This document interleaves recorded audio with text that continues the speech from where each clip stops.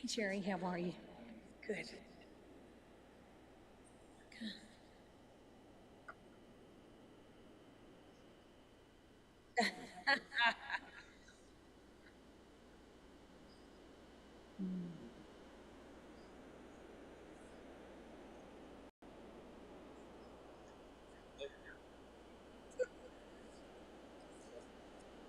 It's time. You ready?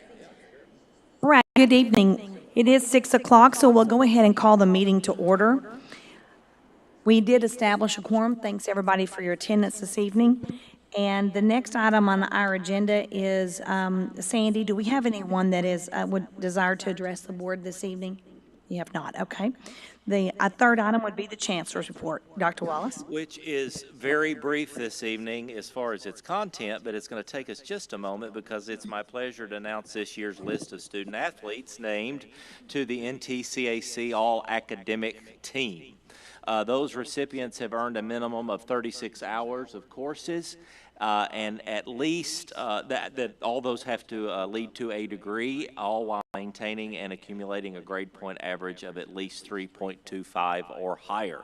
So we're going to let them come up. Our Hedricks, Mr. Hedrick, would you come up, please, Van? You're going to give them their certificate, and I will be glad to name them, and then we'll go by sport here. So we'll start with baseball because that's what they listed first. Landon Harless.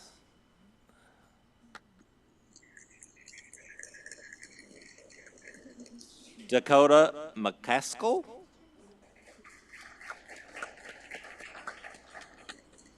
Ethan Gonzalez. Jack Hamilton. John Davis. Parker Newsome. And Adrian Guerrero.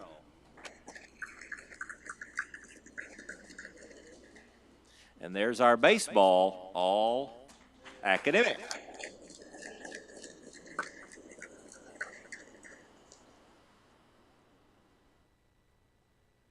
Perfect.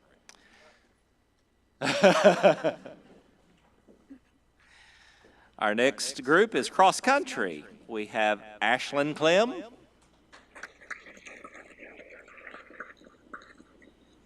And we have Caitlin Clem, and if you think you're seeing double, it's because you are.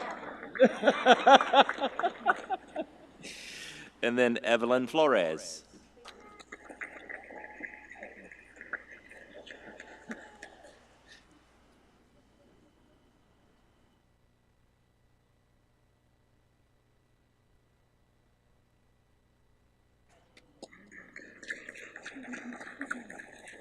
For softball, we have Lauren Moon.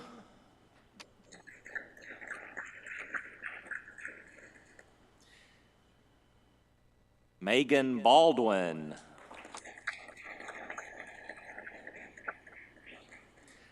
Taryn Martin. And Alyssa Mendez.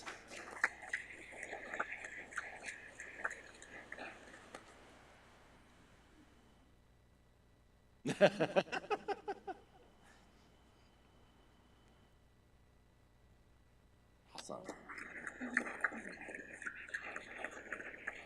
And for volleyball this evening, we have Brooke Hutchins. Brooke, there she is.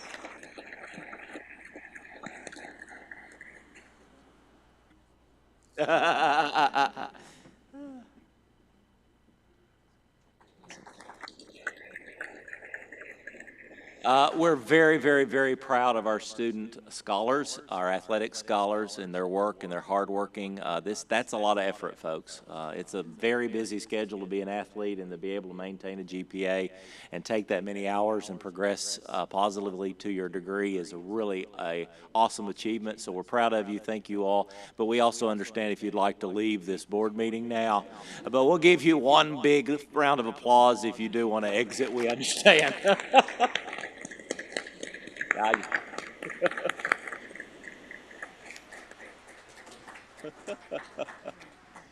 They always leave. I just don't understand. No one ever stays. On another note, as they're exiting, on another note, our NCTC music department was highlighted in the February edition of the TJEA newsletter. That stands for Texas Jazz Educators Association.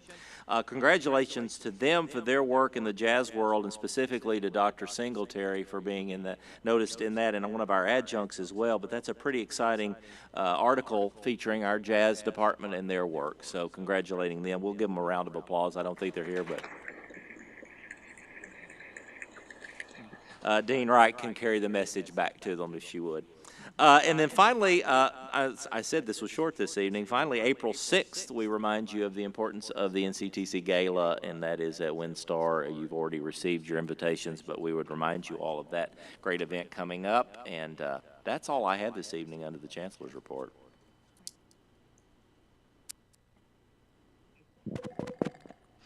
All right, the next one would be the Board of Regents reports, and the first one is the Executive Committee, and the Executive Committee did meet on March the 20th at 5 p.m. We discussed the agenda, as we always do, House Bill 8 overall implementation and update. We talked about enrollment, and I believe we have a report for that later here for the entire board, and we talked about various different other programs that we were considering bringing to the board for future meetings, and all the important dates that you'll be hearing throughout the evening. So, all right, the next would be the finance report. Okay. I actually sat in for Regent Morris for the finance report. We discussed various financial items that Dr. Miller will go much more in detail tonight, and then we also discussed a retirement incentive that we may or may not act on at a later date. Okay, thank you very much. The next item would be the building and IT report. Mr. Grimes? We did not meet this We did not meet this month, okay. And then we've added one for this month. I believe Dr. Bellows attended the Board of Trustee Institute Conference, and we'd like for her to give us a briefing, please.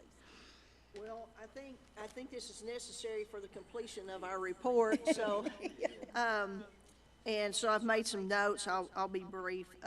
Josh Weiners with the Aspen Institute. It's a nonprofit think tank. Most of you probably are familiar. His presentation focused very specifically on AI. He expressed several positive uses of AI with examples. Showed some things that he had developed in just a few minutes, you know, and things like that. The audience expressed mixed acceptance of AI throughout really the entire conference. So I'm going by a list of questions that I'm answering, so that was what was my takeaway with Josh Weiners. Did you identify any institutional gaps or policy barriers that we want to know about? There are 48 of 50 community colleges in Texas that participate in BOTI or the Success Center. Other boards seem more engaged in policy setting than our board has seemed involved with my time on the board. There was a session that I attended on strategic plan, and that's really where I'm coming from by making that statement. It was a strong focus with other institutions, and it seemed like their boards were really driving the initiative instead of the administration leading the board. So that was just an observation, at least in the presentation that I attended. What are core themes that surfaced during the AI concurrent sessions with other board members? Some expressed fear primarily from an unknown position of management and liability. Others embraced AI as the next generation as an educational tool. What might the board and administration do to ensure that our institution is well positioned to be prepared for increased importance in post-completion students' outcomes to high-value careers and transfer to universities? Almost, and this is my statement, almost all expressed views from their community college included discussion of collaboration and flexibility. So a lot of them had major industry that they were working with, and they were providing training, but it was a huge involvement with industry and businesses that were really helping them drive those, you know, they were working together collaborative. How can our board and administration work together to tenaciously preserve our commitment to support a culture of change in the face of competing priorities? I'm going to answer this the way I interpret the question. And my statement is our board will need to determine if they, as a board, want to take the position of active involvement or passive gatekeepers, with the administration leading the charge on our direction of change, competition, and priorities. Very good. Thank you very much for that report. At this time, we'll move right on into the staff reports, and the first one is Dr. Miller for the finance report.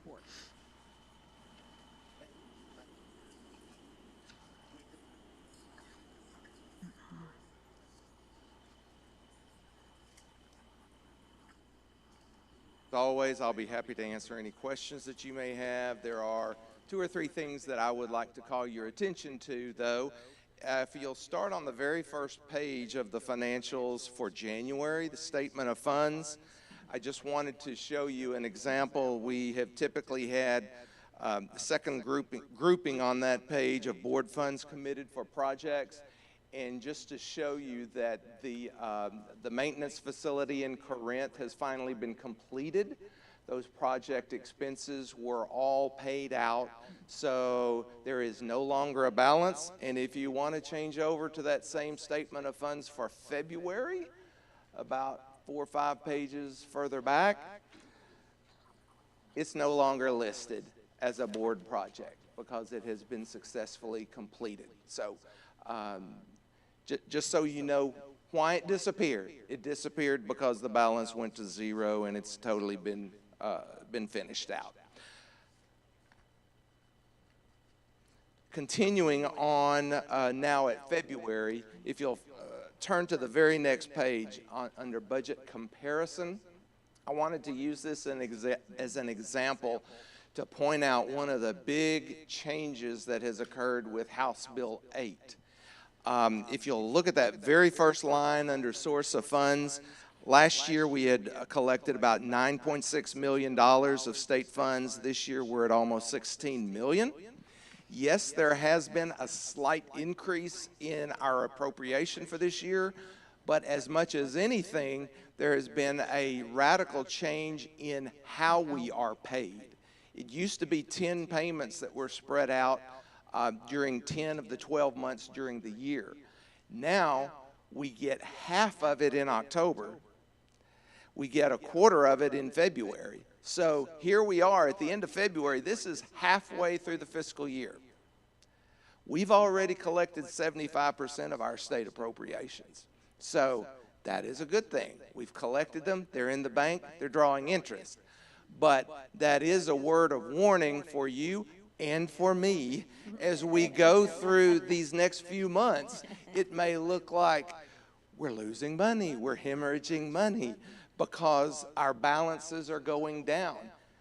That's what's going to happen because we have been prepaid a substantial portion of our state monies. So that's just a warning, something we're going to be keeping track of. We think we're well prepared to handle the next 6 months, but that is something that you will notice when you look at that cash flow report. If you'll turn back just a few more pages, I think I've told you on several occasions, if there's any one of these reports I look at very closely, it is the cash flow report.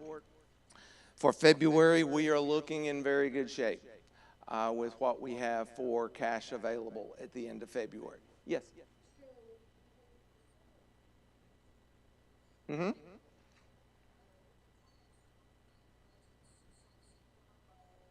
Right, September 1st, yes. In conjunction with the beginning of the fall semester. Yes. And now that seems to be shifted a month, so how is that going to impact instruction and purchasing material supplies and so forth for instruction? We have to prepare for it. We have to prepare for it. That the good thing for us, fall is our heaviest semester of the year, so our tuition revenue will be the highest for the fall semester. So we will have those funds available to us. We will encourage folks to use their existing budgets in July and August as much as possible to be prepared for the first few weeks of classes. But then we will have to use other funds in the month of September. But it's a huge, overall, it's a huge advantage for us that in October, we're going to get half of our annual appropriation. So when are you going to close the budgets in the summer? We're keeping that the same as it always been. We end up closing to new purchases around the middle of August, give ourselves a couple of months there at the end of the month Weeks. in order to close out the old year, open the new year. Yeah. To give a little insight, so that was one of the decisions that was appropriated out of the advisory council that I've been appointed by the commissioner to, and what we were trying to get at is it gives you the time. October was the choice because they have to get the 12th day rosters certified. Then we have to give that back to the colleges to verify that it's correct. Then they have to fund it, and they were concerned they would be delayed. And so what we did was we said, okay, most expenses that are reoccurring, for example, your J1 systems, your contracts for Canvas, those things that are always are up front, they're October. So we decided, and I was one of the ones that made the motion to move forward with a 50% upfront, because it's really going to be advantageous to some of the smaller colleges as well that are trying to make ends meet at the beginning of their semesters. And so I think that's going to be something we will, to Dr. Miller's point, is we're going to experiment on that front end, to your point, Dr. Bellows. And yet I think it's going to benefit us to have so much at the front end as long as we don't, we remember that and don't spend it on the front end. Yeah, I don't want to go into the minute details, but even in the old system, there was what was called a 10-pay system. We got 10 payments throughout the year. We did not get payments in January and February. That's when everyone is getting all of their property tax dollars. So they only did 10 payments out of the 12 years. But even with those 10 payments, September and October were slightly more than the other months. It was not just 10 equal payments throughout the year. They knew we needed a little bit extra money to get going at the beginning of the semester. So that's kind of carried forward. Even though we don't get September, we're getting a full half of the appropriation there early in October to help us with any of those beginning expenses. I had one other question, and that is, we see reports of the Cox. And so the Cox is part of the college, not the foundation, correct? That is correct, yes. And that's the reason we would see that, but no other types of funding that's, Exactly. All the endowments for scholarships and things like that, that would all be in the foundation's report, and I know they have their monthly, quarterly meetings and such where those financials are presented there. And the Cox estate dollars are in with institutional investment policy, not the foundation policy for that as well. That's right, because we, as the college has a much more conservative, strict regulations as far as what type of investments are allowed and what's not allowed. Foundation has much more flexibility in investing, for instance, in the market, allows them typically to get better returns than we as an institution get in the more conservative markets. Good. All right. Any other questions? Any other questions? Okay. Thank Thank you you very very much. Appreciate it. All right, the next item would be the external funding report. Debbie. It's time again to share some good news about what's happening in our External Affairs Division. I had prepared the report and was going to do this at an earlier meeting, but because of some conflicts, it's a little bit, some of this is dated, but I also am going to add some updated information for you as well. Many of you were at the Donor Scholar Breakfast, and that was one thing that we highlighted in the report. It was such a fun event to hear from alumni, board members, as well as supporters from the community, and even past employees, just talking about their experience at NCTC. I heard lots of great comments about that. Janet McMurray is a resident from Bowie, and her husband Clyde McMurray served on our 4B Economic Development Board. She wanted to do something to recognize him and his commitment to NCTC. They're both longtime educators, and so they established an endowed Red River Promise Scholarship. So very excited to welcome them. They'll be at the gala. She's really excited about attending. Right now, and this is the latest numbers as of the end of January, the foundation's total assets is 14.9 million. And then as far as scholarships that we've awarded for fall 2023 and in spring 2024, we've awarded 1,121 scholarships valued at $663,869. Student emergency aids, as y'all know, that's critical for many students. We've been fortunate that we've been using the Greater Texas Foundation grants for those. So we had 28 students that we assisted with almost $10,000, with an average about $348 for each of those requests. Also, from a book fund perspective, we assisted 68 students for over $10,700 in book funds. So that's been very helpful, especially for some of the dual credit students. We've been able to help them. As Dr. Wallace mentioned, the Centennial Gala is April the 6th. Very excited. I talked to Michelle. We have 430 registered right now, and I know this week will be crazy, so if you haven't registered, please do so. But excited, appreciate Sandy and all your work on that, and we're just really excited about recognizing and showcasing 100 years of NCTC at that event. From a grant perspective, y'all have heard that we received the Title V grant. We're very excited with all the work they've already started with that. Amy Clone is serving as the director for the Title V, but we've also been able to hire 3 success coaches, 1 career coach, and we're working on hiring 2 instructional designers. This is all because we are now a Hispanic serving institution. We reached that 25% mark, and those of us that have been around, we kept waiting and we get close and then we back off, and so we're very excited that we actually reached that number. Not only will this do a lot to help Hispanic students, but really all of our students, and so lots more to come on that. One of the things that's part of this is OER, and we're working with the CTE faculty to incorporate OER, open resource, educational resources into those programs. So I'm excited about that as well. Our development office also hosted an alumni reception at the Denton Medical Center. Was a great time to say thank you to the nurses and get them re-engaged. Also gave us an opportunity to meet with the CEO and had some good discussions with them as well. Just real quick, some other things that aren't in your program, but wanted to kind of share with you. We're working on the employee giving campaign. We will be holding that April 15th through the 22nd. April 26th, we'll be doing a YouTube Live where we'll do a celebration of our accomplishments. We met last week with a group of about 30 employees that are going to serve as captains, and we set a goal of 100% for 100 years, so we're hopeful that we can get there. We're excited about that.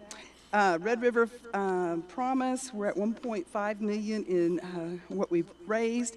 We're excited about the Centennial campaign. That seems to be really catching some traction with the individuals that we're talking with. We have all different levels. One is to give $100 a month for 3 years, so that would be $3,600. We've had some people, hey, I can do that. So trying to look at all angles as far as contributions.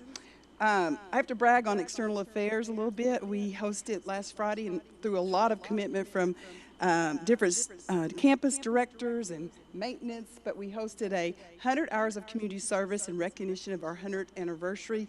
We were at a retreat and that ideal came up and we made it happen. And so we had 76 volunteers and we provided over 250 hours of community service. And so marketing's done a great job promoting that, but also our faculty and staff a great job for coming out and volunteering. So don't ask, Cody has a blister from moving peat gravel. So yeah, it was fun. And then one last thing, I think that gets all. I wanted to give Lori Logan in just a minute. She's going to update you. They've changed their funding cycle, and so their grant actually goes from January 1st to December 1st, and so she's going to highlight their accomplishments from last year. So Lori? Thank you, Debbie, and thank you, Board, for letting me present. Always a pleasure to share the exciting news of SVDC and the clients that we serve. So in your funding report, we featured one of our clients, which is actually, so the business is Cason's Candy Company, but it really is our client of Cassie and Jason West. Here. So Westover. So they are serial entrepreneurs. They actually started working with us back in 2020 when during the pandemic, they opened Bluebird shopping services. So they offered services for people that are going and picking up and delivering, you know, groceries and things from local businesses and delivering those. They also provided errands and, you know, doing some other things for people picking up children from daycare and bringing them home, as well as handyman services, more for those who are homebound who cannot get out. From there, they did open Cason's Candy last July, had a wonderful grand opening. You know, the line was around the door. Very cute little store. If y'all haven't been there, it is just west of the square on Commerce Street. But they offer vintage candy, vintage toys, some soft drinks, and candy bouquets. So that's a lot of fun there.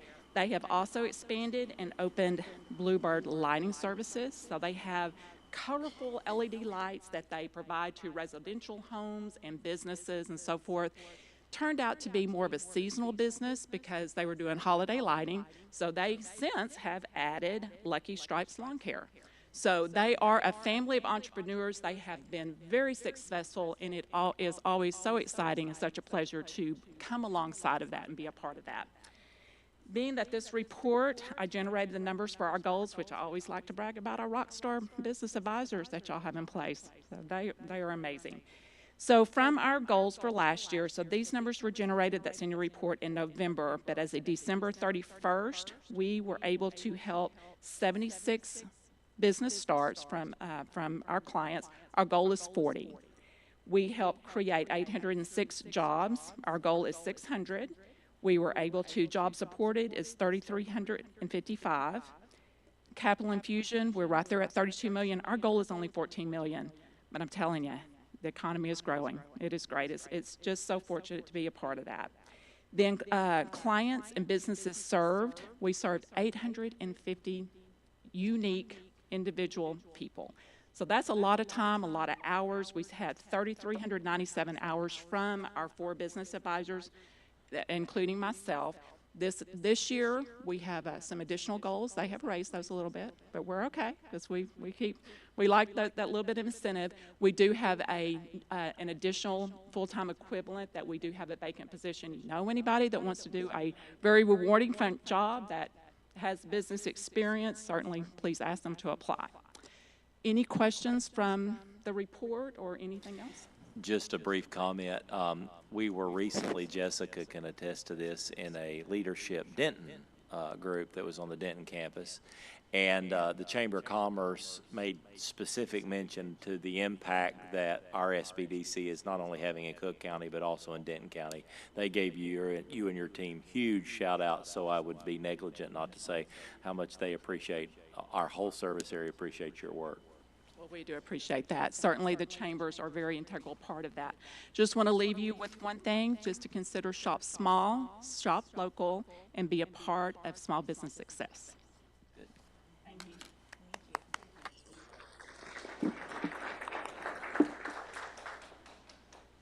All right, the next report will be the enrollment report.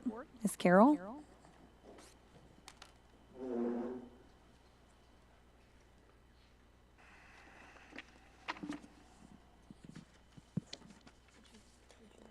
Is it on still? Yeah. Can you hear me okay? Mm-hmm. Good evening. Thank you so much for the opportunity to visit with you this evening about our current enrollment.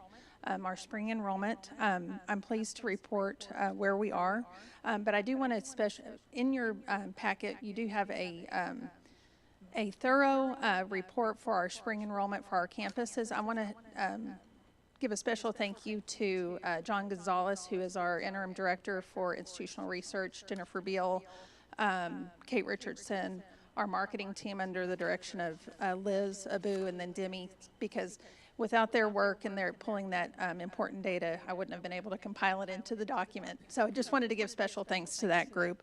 But throughout, we're excited this evening to discuss where we are with spring.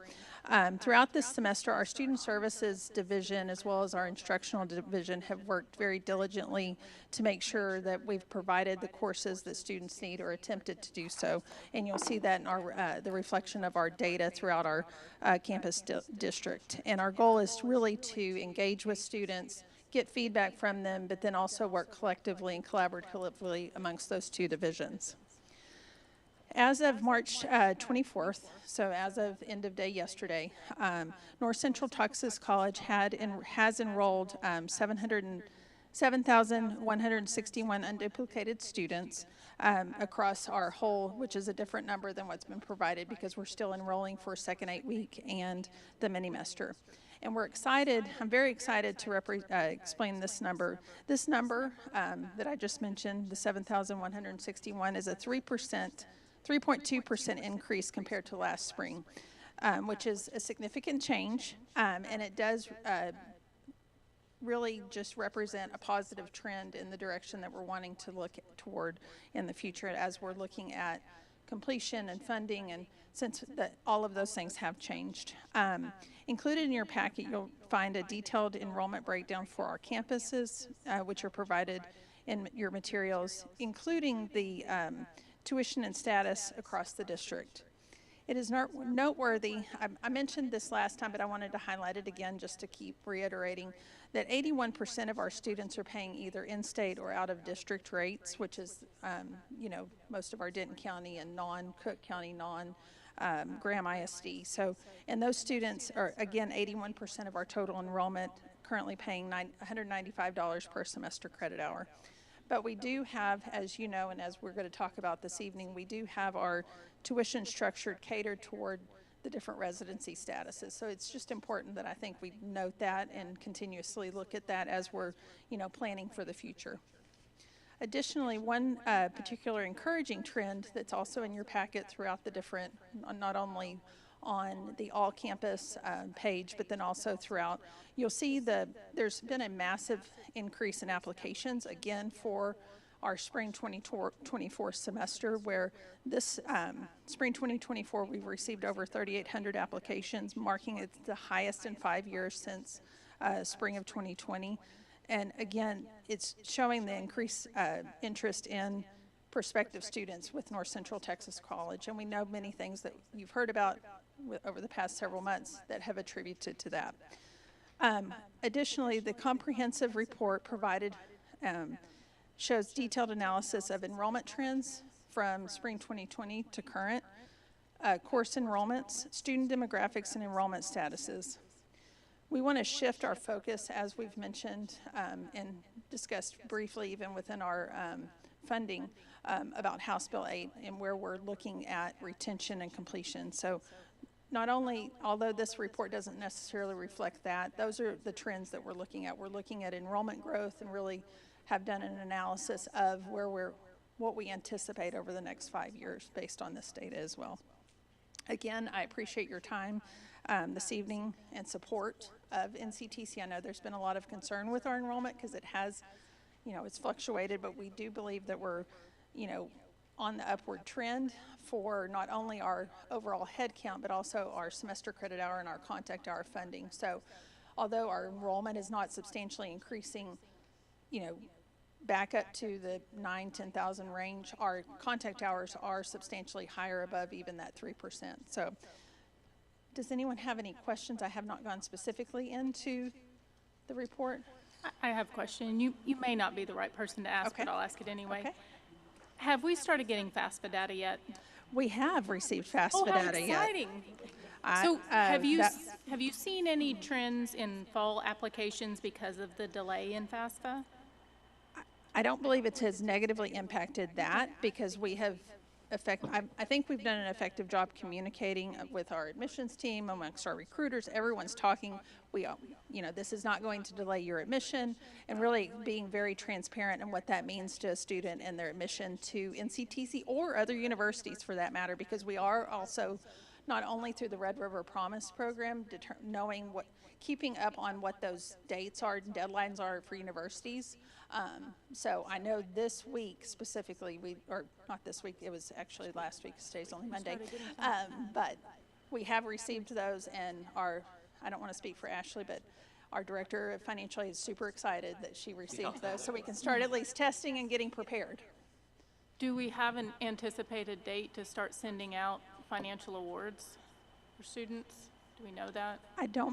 I don't believe so because there has to be programming that's in place in Power Fades. However, our goal this is kind of on the side, but it's related to what you're asking. We are planning on potentially opening fall registration in April, tentatively either the 8th of April or the 15th of April. And what we're planning on doing is informing students as we receive and as students are applying and enrolling that we're not going to drop for non-payment. Here's some options, and really until I believe it's June. So we'll start in April and not drop until end of June. Okay. Because there's multiple factors, not only FAFSA, but also our payment plan option through Transact is changing, and so we're going to do some shifting and actually making it better for students to give them a longer time for a payment plan option also. So, but being really intentional in our wording collectively in between with financial aid, with enrollment management, us all saying the same thing and really being transparent, working together in our messaging. That sounds very positive. That's at least compared that's to where what we're we were. planning on doing. We're a little bit worried, but it's the transparency, and it really hasn't negatively impacted our number of applicants that we've received even for fall of 2024. We're still seeing a upward trend of that.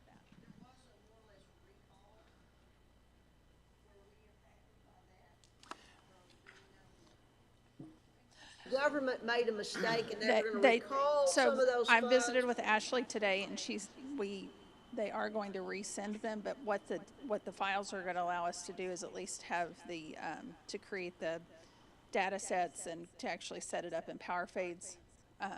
So we're not going to push the information into the system, but those are at least test cases that we'll be able to. But we were impacted. At this point, by it's not negatively affecting No. our students at the That's what rate, I'm yeah. No, it's not At this negatively. point. It's not Yeah. negatively impacting students. It was at all. ahead of the curve enough that it's the next year FAFSA test that we haven't seen any students that are currently enrolled affected No, it by won't not affect being them at able all. to pursue or continue. FAFSA's been the biggest mess I've ever seen. Well, to be trimmed down to less questions, it hasn't worked quite as quickly. Ashley was, I know many of us visited with Ashley, and she was very excited that we were receiving files, and even with receiving where we have to Fallback. receive the feedback. So, any other questions, or if there's any questions about this, or if y'all want to see something else that's not included, definitely always welcome feedback. Okay, thank you. It's always hard.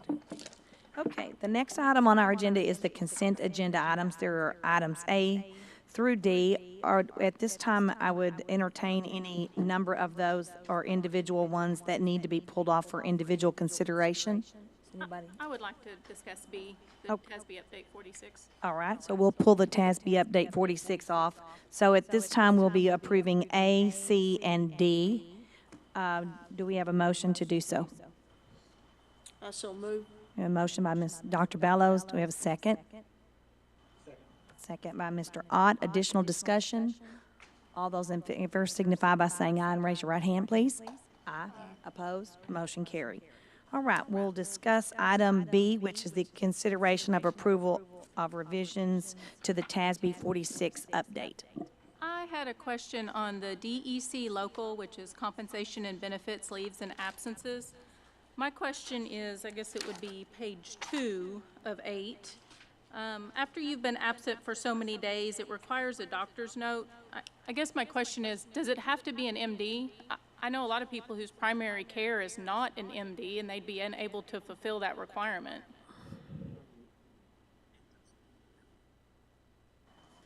In practice, we have accepted notes from DO, MD, nurse practitioners, any primary care, but we'd be glad if you'd like to, we can change that. That's a local policy. We can just change that narrative for you if the board would like us to do so. Any discussion? Yeah.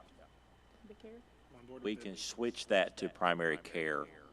Versus medical doctor. It's probably just been that way for a long time, before primary care was quite as popular as it is today as alternatives, so I don't see a reason that we Yeah, couldn't we change can that. easily change that, but I would want you to realize we have not taken other primary cares out of the equation. We've been accepting it in practice. Okay. Definitely fix it then. Okay. Something like appropriate medical. Yeah, we'll find a So it's narrative. not like a voodoo doctor or something, but Correct. PhD or. We can't help that at all. What I would ask us to do, with your permission, is if you would adopt all but DEC local, and we'll bring you the new one next month. That'll be just work? fine. I think that's a great idea. Okay, so at this time, we would need a motion to approve the update minus the DEC local. Could we accept that? Could we make the motion to include that with revision? Like, Are you wanting to go back and yeah, and then you don't have to come back. Okay, all right.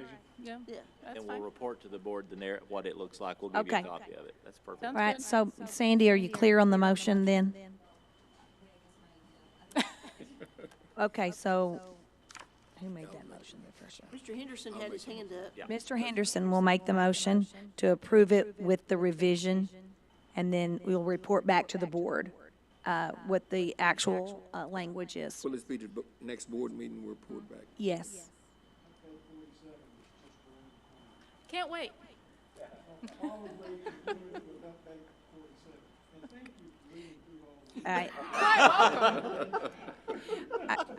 I read, but every time I get to about page 4 or 5, I'd be going, It's a lot. it's a bunch. Okay, so really, are we waiting till, we're not waiting till 47, we're going to bring it back. When is 47? Well, why can't we just approve it with changes? We'll just approve it and have it done. We'll approve it with changes, okay? All right, so we have a motion by Mr. Henderson. Do we have a second? I'll second. We have a second by Christy Morris. Any additional discussion? All those in favor then signify by saying aye. Raise your right hand. Aye. Opposed? Motion carried. Thank you. All right. So under the items of discussion and action, the first one would be consideration of setting tuition and fees for the upcoming 24-25 academic year. Dr. Miller. Thank you, Madam Chairman. Yes, it's that time of year. We need to set tuition and fees for the next upcoming academic year. And I would just like to say that since this week is the anniversary of my 5th year here at the college, that in 5 years, we have raised tuition and fees one time, a grand total of $5. So we're averaging about a $1 increase per year. That was very intentional. Especially our out-of-district tuition was so much more than surrounding schools. And we have seen in the last 5 years, a lot of those schools, we aren't the highest in the area actually anymore, like we were for several years. So we do feel like, though, this year it's just prudent for us to look at a tuition and fee increase for the upcoming school year. And what you see in front of you is our proposal. And I want to call your attention to the column on the right-hand side. Basically, this is the total tuition fee. This is the number that we typically quote for the cost of a class. And what we're looking at is both in-district and branch campus, we are asking to raise tuition $5. And in this case, we're actually raising the general use fee. So in-district would go from $105 to $110. Branch campus will go from $125 to $130. Now for the other two categories, out-of-district and out-of-state, we're going up a total of $15 per hour. Again, it will be $5 of general use fee, but then the remainder is built into the out-of-district fee. And just trying to be transparent with you, we are doing some internal changes. And personally, it's very helpful to me that we just go, we have a flat tuition rate for all students. It's going to be $57. In the past, tuition was higher for out-of-district. It was higher for out-of-state. But my experience and what I think works best is keep that number the same. It's the out-of-district fee that changes. If you're out of district, out of state, that number is where the excess cost comes into play. So the net impact is that right-hand column, $5, $5, 15, and 15. Yes, Dr. Bellows? General use fee of Grayson County College. I couldn't tell you. No, Please do. I know their total fee in district is what you're asking for. Their total right now is going to be at $97 per schedule hour. but that's total tuition and fees. Total tuition, yes. But Weatherford, for example, as well, Weatherford will be 152 in district per schedule hour. Out of district at Weatherford now is 237 an hour. And Dr. Miller will point out a moment what that really means in practical aspects with another chart we have in here about what it really costs to go to that college, which is a different, and I'm kind of happy where we're landing for a change there. all right, I wanted to show you that next page. Rather than just looking at the comparison of tuition rates with our surrounding institutions, these are the schools that are now in our area. According to the state of Texas, we will be lumped in with this Metroplex group of schools.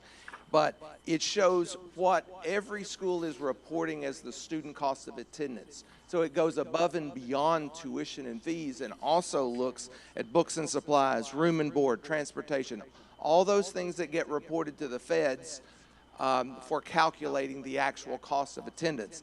And if you look in comparison with those schools, for both in district and out of district, we rank 6th out of the 8 schools for total cost of attendance. On out of state, we're actually 5th out of 8. So I thought that, to me, that gives a good perspective of where our overall cost of attendance stands with these students, or with these schools that we are competing against for many of our students. Dr. Bellows, to your question, Grayson is one of the colleges that sort of does the opposite of what we're speaking to. They increase their tuition by in-district, out-of-district, and non-resident, and they leave their fee the same for all students rather than doing it the other way. And I would argue they probably are, majority of their students, I would say 75% or more, are in-district. It's a little different category for how they generate. I would like to see the general use fee go up to $55 instead of the $53. That's y'all's prerogative. I mean, do you have a problem with that? I mean, where am I wrong? Well, no. I tell you what, every time it comes to a tuition increase, it's kind of potato patata. Do we do it with tuition? Do we do it with general fee? And I personally think I would like to keep them comparable. I don't know that I would be real comfortable with general fee being higher than tuition. I think there needs where this comes into play. I'll be honest with you. There are state waivers and exemptions that come into play, and in some cases, they waive tuition. They don't waive fees, or they waive fees and they don't waive tuition.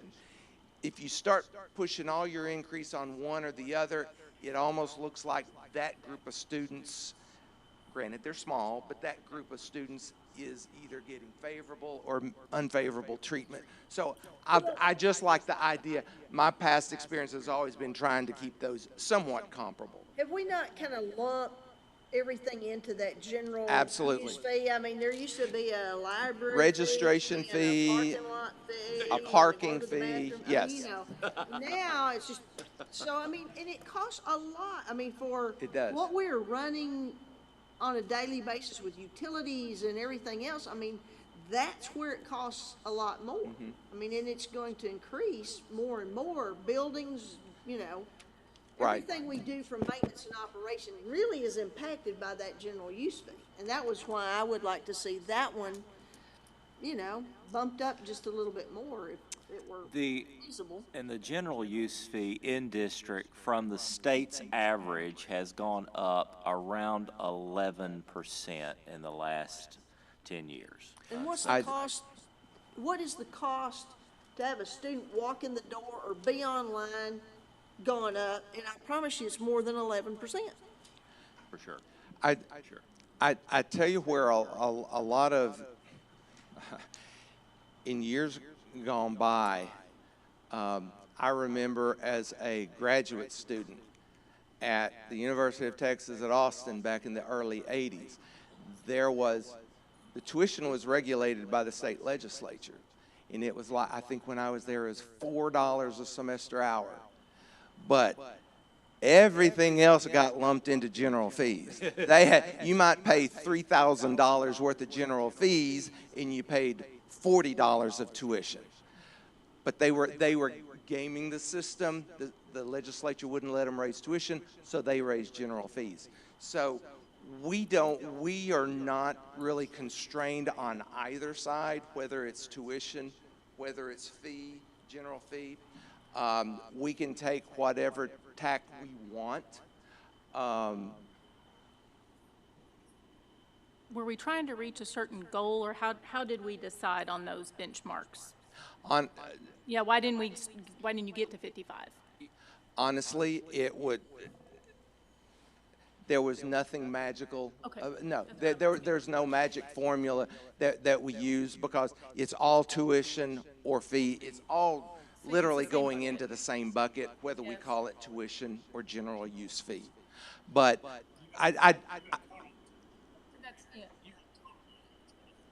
that's right.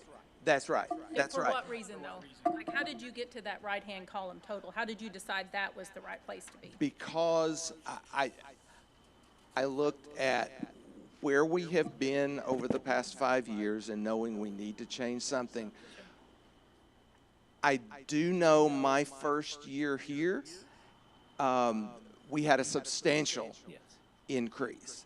And almost immediately, our enrollment went down.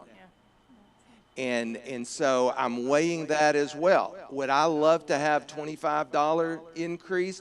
As the financial officer, I would love to have that income to work with. But I don't think that's good for our students. That also And corresponded, the decrease also corresponded with COVID, right? No. The increase went up in the fall of 19, and our tuition peaked in the fall of either 17 or 18. So it really hit 6 months before COVID when we had a substantial tuition increase go into effect. And what we do and I appreciate Dr. Miller saying but he does not do this in a vacuum. He doesn't need to take all the burden of responsibility for where we set this. We also do a lot of comparative analysis. Where are we and that comparative analysis is in 2 or 3 buckets. First of all, we compare ourselves to equally sized colleges. And that's a hard comparison because we are far less on the tax revenue side than they are, and that helps them keep in-district down. The other is we also look at regional. We look at North Texas colleges. Well, that's also a very difficult comparison because you have very wealthy, the wealthiest, some of them in the state of Texas, compared to even a Cisco college that isn't. I mean, it barely gets one. And then we look at the state average. Where are the state overall in that fee?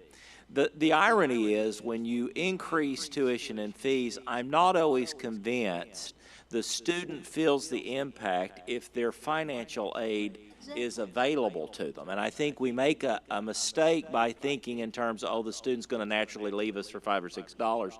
Folks, they're not necessarily paying for this anyway. There is Pell eligibility for it as long as it's within reason. I don't think you want to go up $30 an hour and go, well, they'll just come on in.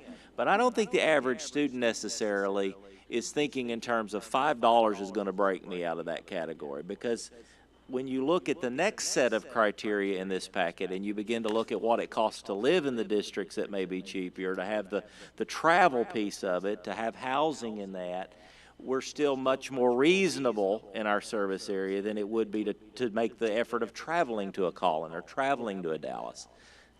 For example, I've stated, I know Collin County, their out-of-district tuition has always been lower than ours. Tarrant has always been lower. So if our students were looking for the lowest tuition, they didn't come to us in the first place. I agree with Dr. Wallace. Raising the tuition, I don't know that we're going to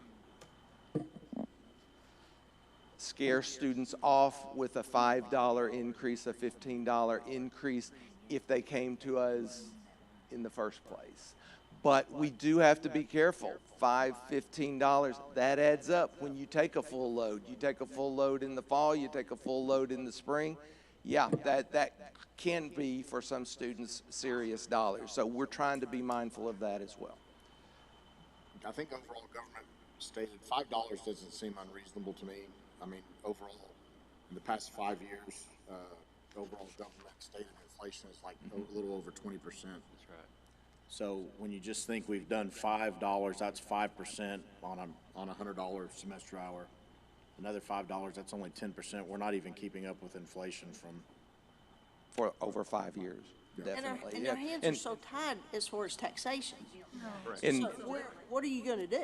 Well, and it's coupled with serving Denton County, where you know that you're generating the revenue there to pay for itself there. I mean, that is the other piece of that's important. Dr. Bellows, I appreciate the input and feedback I'm getting from you folks about the balance between tuition and fees. And I will definitely, as we move forward in future years, the desire is to focus on that general use fee moving forward. Like I said, it's two buckets that all end up in the same place, whether it's tuition or fees. But if we have a stated preference in one or the other, absolutely we can focus on that as we move forward.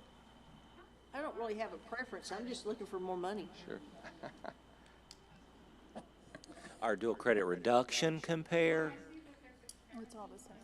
It doesn't really compare the dual credit, and I see that there's no general use fee, and I understand that maybe they might be somewhat restricted online. I'm glad you brought that up, because that's the second half of this equation where we're talking about this tuition increase. We did change our dual credit tuition this past year, and it was because of House Bill 8. If we wanted to participate in the state reimbursement system, we had to meet certain criteria. It's no fees and maximum of $55 tuition. So that's why those are set, and we're keeping those because House Bill 8 they haven't made any changes to it yet. So this has been in effect, and we successfully absorbed what was a slight loss in tuition this last fall by lowering these rates, but it enabled us to stay in the program.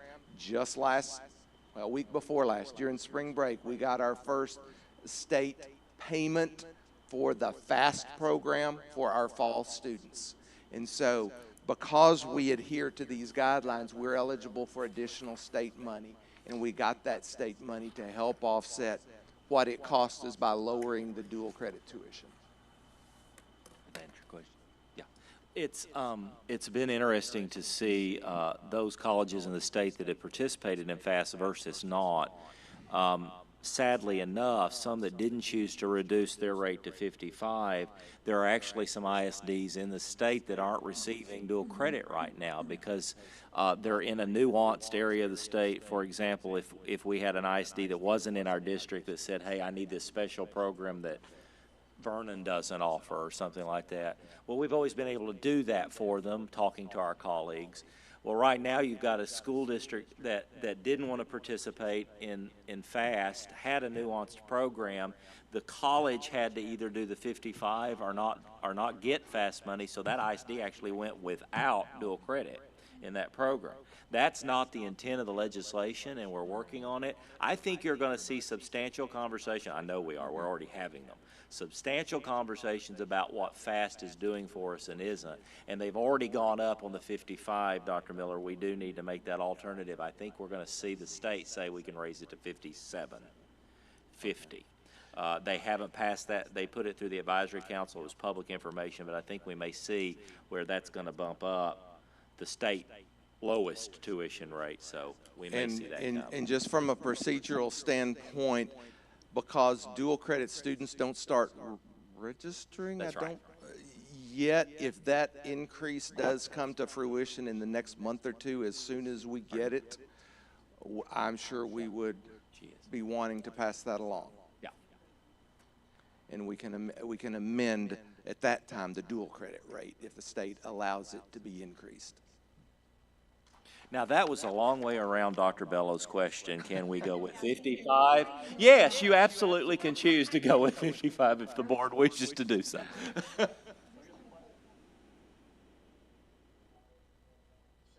do $5 this year, $3 next year, and kind of stagger it would be my suggestion either way.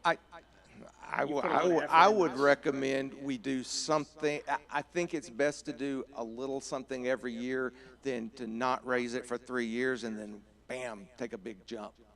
You know, little bit. And I think because some of these other schools kind of caught up with us, I think we're in a better position now to do some incremental increase. Okay. All right, so the proposed, as you have seen here, is there a motion to do something different or go with the proposed amounts?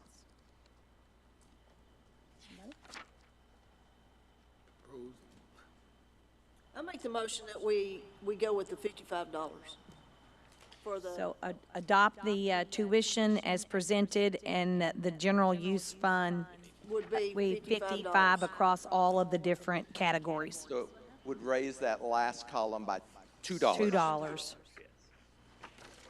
Okay, so that's the motion. Do we have a second to that motion? I'll second. Second by Mr. Grime. Okay, additional discussion. Clear? Okay, all those in favor signify by saying aye. Raise your right hand. Aye. Opposed? Motion carried. CFO thanks you.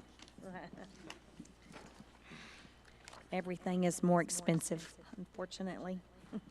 But, all right, the next.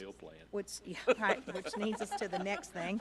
We're going to be talking about the item B here is the residence hall and meal rates for the upcoming 24-25 year. Dr. Miller. Yes, last year we did not go up on the room and board. And right before the fall semester started, our food service provider, Great Western Dining, actually notified us of an increase in meal prices, not surprising with inflation in food prices. But so last year there was an increase that amounted to about $95 per semester per student.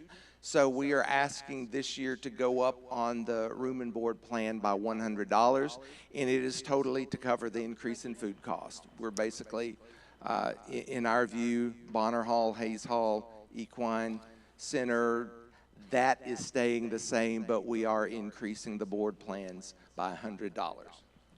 I do have a question about Yes. that. Does that indicate that they won't be changing our rate again right after we make this adoption? I do not know specifics of our contract.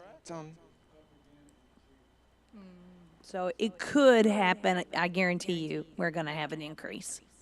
So we're going to be right back. So do we need to? Well, we bumped it up an extra $5. We've covered ourselves for $5. More than $5. And The problem that we get into is people start register, some of them even start paying once we open fall registration.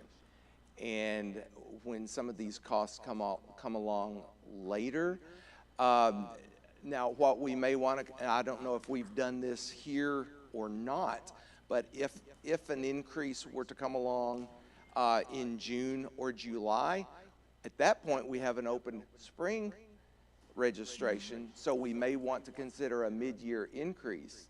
and increase it for the spring term, and that could be in effect publicized and in our catalog, in our online information before those students start registering for classes. What was the percentage increase last time? Do you know, or did you say? I forget the dollar amount or the percentage amount. It amounted to a $95 increase. $95. Okay. About 4 months in the fall, 4 months in the spring, yeah. So that's $627.75 a month, and we feed them and house them. Yeah, it's cheap. Can't find it anywhere. Exactly. I mean, it is. And another thing to remember, that both room and board, the vast majority of those students are athletes. Correct. In many cases, it's an institutional scholarship, So so we're paying we're ourselves. raising room the and board on rates to ourselves. Yeah, We end up paying a lot of it. yeah. I mean, to, That's why they want to build another dorm room. yeah. All right, so we would, What percent specifically is what we're paying ourselves? Do you know off the top of your head? Oh, no, I really don't. 70%, 90%, 40%? Well, here's the issue. About 95% of our dorm occupants are athletes, but basically almost all. they get different kinds of scholarships. Some Right. students get a tuition scholarship. Some get room. Some get board. So I don't know those exact numbers. To your point, Mr. Ott, to your point, is that we don't have additional housing to have walk-ons that are full payers. That's our issue. So you're going to see us coming forward in the next few months, and specifically at the board retreat, having conversation about a dorm for this campus, how we can make that happen. Because if we had that dorm, you could offset with paying customers, if you want to call it that, or paying students that are paying for those dorm facilities, where right now you do have athletic programs filling most of it. We couldn't do it for $627. No, and that's typical among colleges that have multi-year or tiered dorm spaces. They'll say, okay, this is the This new is the- one. yeah, It's and a it lot costs a lot more more than money the, if you want and the bluntly, not to be bad, you leave your non-paying students often in the lesser dorm. I mean, you just do, because you say this is the dorm afforded to you, but it's a little better and it's not as at capacity right now. If too many of them shower at once, the alarm goes off, and I mean, we're having trouble. It happened today. I was about to say, I did see the Yes, fire you truck did, over yes, there. yes. all right, so we would need a motion.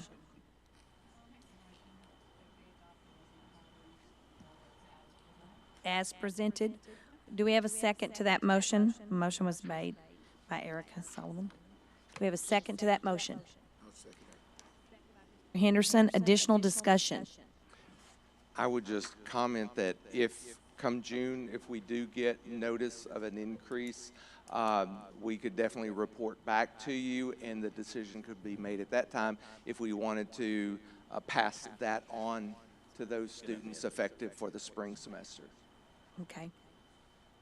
Can we just vote now that if any addition that's passed, that we just pass through anything that's, Well, okay, we have a motion and a So- second.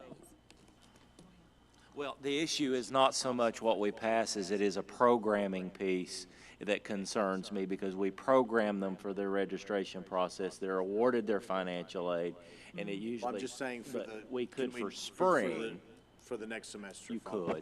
could probably do that, where we say whatever Not that to is, bring it we'll back up, absorb it's it. just, it's done. Yeah. If it's, I'd like to know the amount, though. but wouldn't you, I mean, I- we can know the amount, but wouldn't you just pass it along anyway? Remind them to present it. So right now, we have a motion. Let me get this straight. Robert's Rule of Order. Motion and a second. So really, we need to either vote on that. Okay, so at this point, all those in favor of approving it as presented, signify by saying aye and raising your right hand. Aye. Carried. Oh, opposed? Do we have opposed? Anybody have opposed there? I didn't see it. Okay. Motion carried. Okay, thank you. And we will, if we have that increase, we'll be sure to bring it back to you. All right. The next item is to, consideration to accept the Pearson PTE academic exam as a valid English proficiency assessment and for international students. Ms. Carroll. Okay, this should be fairly quick. And part of what y'all were just discussing, I think we probably could be able to pull data on what types of students and whether or not they were scholarshiped 100% or not. I think that some of that information may be in the system in the event that the board does want to see that collectively. Can you hear me okay? Okay. Sorry. So this recommendation, I appreciate your time this evening in considering this request. Follows an extensive research conducted by Beverly Goddard, who heads up our international processing area as well as our admission processing area. We have received or had noticeable increase in international applications over the past year. So substantially where we received over 20 in 2023, 2024 for that application cycle that's still underway, 535 applications for international students, which is a 59% increase of international students compared to the 22-23 academic year. So that's the reason, why we're coming to you this evening. Ultimately, this proposal allows an additional option for our international students, and it will add to the suite of recognized English proficiency assessments tailored for international students. This initiative aims to broaden pathways for our international students as an option to enter NCTC as their choice of institution, and really allowing international students the access to NCTC. And one important note, that there's no financial burden to the college. This is all what the student would pay for their admission to NCTC to Pearson.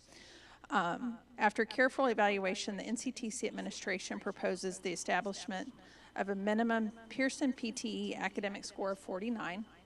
And that's based on utilizing Pearson tables that align with IELTS, which is an exam of 6 that we are currently allowing for international students, and then a TOEFL score of 71. At this time, the recommendation, NCTC administration recommends the adoption of Pearson PT exam as an alternative for international students entering North Central Texas College to be included in the board policy as well as the 24-25 academic catalog. All right. Do we have any discussion on this before we would accept a motion then to approve the Pearson testing alternative for international students as presented? We have a motion by Mr. Ott. Do we have a second? Second by Ms. Sullivan. Additional discussion? All those in favor signify by saying aye. Raise your right hand, please. Aye. Opposed? Motion carried. Okay. Thank you. Thank you. And just one thing I did want to note that I mainly talked about application and applicants to the college. There has been a substantial increase in enrollment for those populations as well. In spring, last spring we had 50 students. This spring we had 144 international students. So it's over 100% increase in international students. So just wanted to share that as well. Yeah. Thank you. All right, thank you very much. So we'll move on into executive session, and I do believe we will need to have one this evening.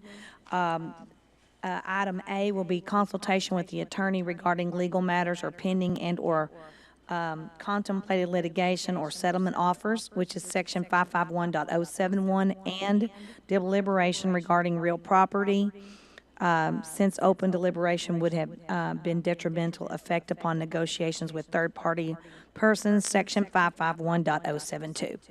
So we'll just take a few-minute break as everyone except